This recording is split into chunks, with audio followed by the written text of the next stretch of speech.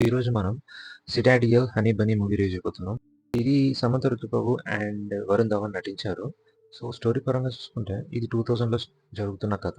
So, honey, Samantha ఒక daring అమ్మాయి and skilled spy లాగా నటిస్తుంటుంది. తన కూతుర్ని బాబా గ్యాంగ్ నుంచి కాపాడుకోవడం తన గోల్ అనమాట. At the same time Bunny, Varun Dhawan తన కోసం సెర్చ్ చేస్తూ ఉంటాడనమాట. హనీకి, బన్నీకి మధ్య కనెక్షన్ ఏంటి? బాబా గ్యాంగ్ ఎందుకు తనని వెనుక పడుతుంటారు.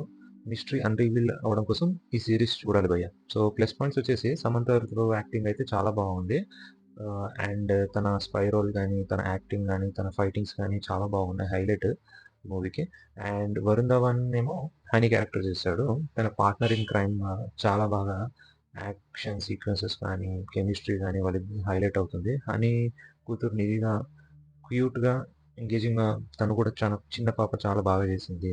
సో, క్లైమాక్స్‌లో ఒక సింగిల్ షాట్ సీక్వెన్సెస్ ఉంటుంది భయ్య. అది కొంచెం మూవీకి చాలా బాగా హైలైట్ అనిపించింది. గ్రిప్పింగ్‌గా ఉంటుంది.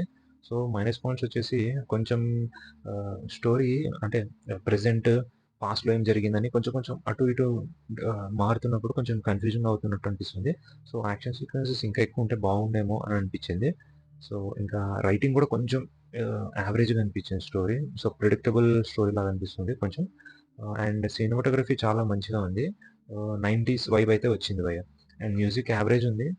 సో, ఓవరాల్‌గా అయితే యాక్షన్ థ్రిల్లింగ్‌గా ఉంటుంది మూవీ. సాటిస్ఫై అవుతుంది. మాకు థ్రిల్లర్ మూవీస్ లాగా ఉంటుంది. సమంత పర్ఫార్మెన్స్ అయితే హైలైట్ ఈ సీరీస్‌కి. Thrilling aspects Samantha fans enjoy చేస్తారు బాగా. అండ్ ఓవరాల్‌గా చూసుకుంటే పర్ఫార్మెన్స్ ఇద్దరి హీరో అండ్ సమంత పర్ఫార్మెన్స్ చాలా బాగుంది. యాక్షన్ సీక్వెన్సెస్ అన్నీ బాగున్నాయి. సమంత ఫ్యాన్స్‌కి ఇదొక మంచి treat. So, hope you enjoy guys. Please subscribe to my channel. Thank you.